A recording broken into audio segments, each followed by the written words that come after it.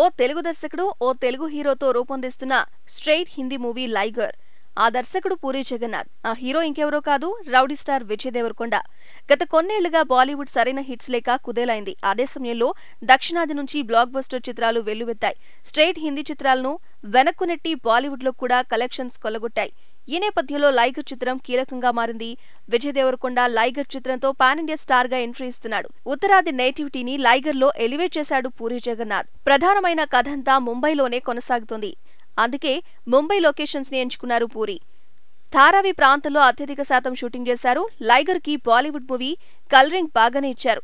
ఈ చిత్రం ప్రమోషన్ లో భాగంగా కరణ్ జోహార్ తో కలిసి విజయ్ దేవరకొండ, అనన్య పాండే, పూరీ జగన్నాథ్, చార్మి కౌర్ ముంబై వీధుల్లో ప్రచారాన్ని హోరెత్తించారు. ప్రపంచ బాక్సింగ్ దిగ్గజం మైక్ టైసన్ ఇన్స్పిరేషన్ తో ఒక చాయ్ వాలా ఇంటర్నేషనల్ MMA ఛాంపియన్ గా ఎదగడం లైగర్ సినిమా ఇతివృత్తం. ధారావి స్లమ్ ఏరియాకి చెందిన ఓ స్ట్రీట్ ఫైటర్ బాక్సింగ్ ఛాంపియన్ గా ఎలా ఎదిగారనేది ఎంతో ఆసక్తిగా చెప్పారట పూరీ.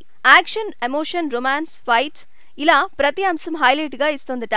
రమకృష్ణ ఒక స్పెషల్ క్యారెక్టర్ లో మెప్పిస్తోందని టాక్. హిట్ సౌండ్ ని విని చాన్నాళ్లైన బాలీవుడ్ కి విజయ శంఖం పూరిస్తాడని పూరీ పైన ఎంతో ఆశ పెట్టుకున్నారు బాలీవుడ్ ప్రముఖులు.